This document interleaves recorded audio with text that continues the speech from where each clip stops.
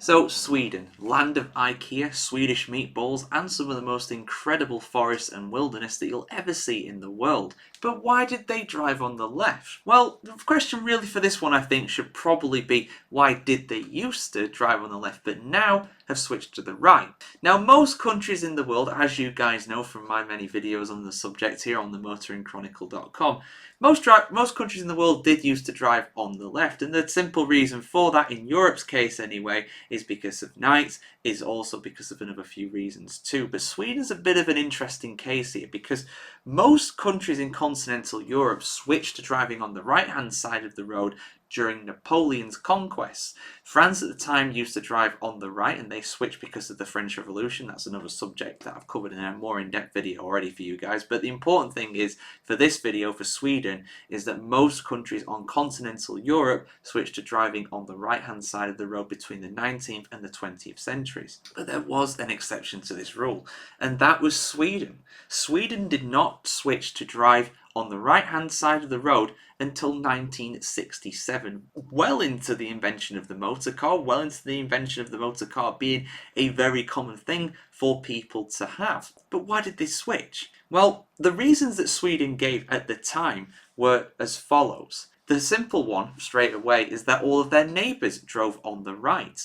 They have land borders with Norway and Finland. They both drive on the right, and apparently 5 million vehicles cross between those three nations every single year. On top of that, like I said, all of their neighbours that they don't share land borders with, such as Germany and Denmark, they also drove on the right. So Sweden was kind of the odd one out at that point. And at the time as well, more than 90% of Swedish drivers drove left-hand drive vehicles. So one of the main reasons why I think that the UK will never consider switching to the right-hand side of the road is because all of our cars are pretty much all right-hand drive, which is ideal for the left-hand side of the road. However, Swedish people back then used to drive left-hand drive vehicles. So it made sense from that point. In fact, at that time, the only real vehicles in Sweden that used to have right-hand drive were city buses, and I'm sure they could have easily been changed over by the bus companies at the time.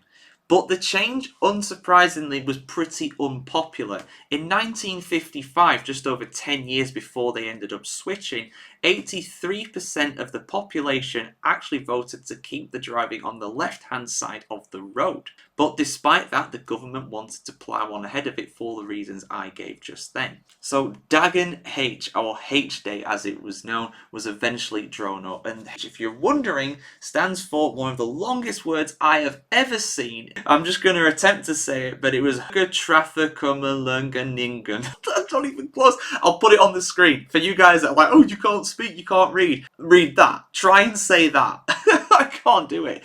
But yeah, basically the H it basically means switching to the other side, switching to going on the right hand side of the road. The 3rd of September was chosen for this date, and basically the government tried, attempts to go with it and everything, and the switch happened on all but essential traffic was essentially banned on the roads between 1 a.m. and 6 a.m. of that morning. Any vehicles that were on the road during that time had to come to a complete stop at 10 to 5 in the morning, and they carefully had to change to the right hand side of the road and stop again. Basically Sweden, and the reason I've seen in a few of my comments as well, the reason for Sweden wanting to do this was because they wanted to get their motorway network underway as well. And again, this is a reason why the UK will never switch from going the left to the right.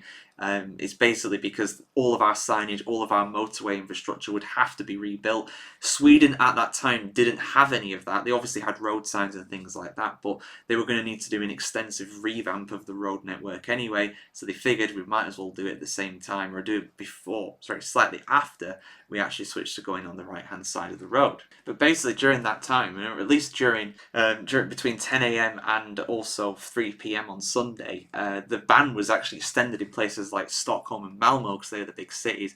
And basically during that time, all the people, the public workers, went around and rearranged all the traffic signals and all the road signs and everything like that. It's an amazing effort they actually did it, to be fair. I mean, Sweden switching so late and being such a large country at that time, and there were millions of cars on the roads. It was a monumental effort for them to do it, and surprisingly, there were surprisingly few accidents. There are only 157 minor accidents in Sweden on day H, and 32 of them involved personal injuries, with only a low number being serious injuries. So that's pretty good, I must admit. I mean, I swear, like in one city in the UK, you'll probably get way more accidents than that on a given day. So there we go. It's yeah, all the traffic had to be rearranged, and the reasons why they switched was basically because the neighbours had already switched to going on the right hand side of the road. Sweden was the odd one out. They were wanting to revamp their road network, revamp get the motorways introduced into the country. So they figured this was, it was now or never basically. And already most of the vehicles,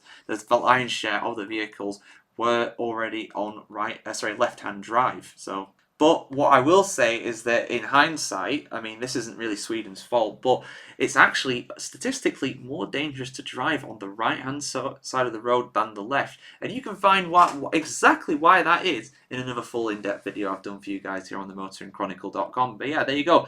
Day H day, Dagen H, and that very long word that I can't say. That is when Sweden switched, and they switched because the cars were already in place for it, and they felt like it was basically now or never. So yeah, we'll see you soon for some more motoring questions answered here on the motoringchronicle.com, guys. And yeah, we'll see you very soon. Have a good one. Like I said, like, share, comment, subscribe. And if you want to suggest a topic for us to talk about, I am more than happy to do that. I'm all ears for that at the end of the day. You know how it works on here. So yeah, see you very soon, guys, for some more motoring content here on the motoringchronicle.com.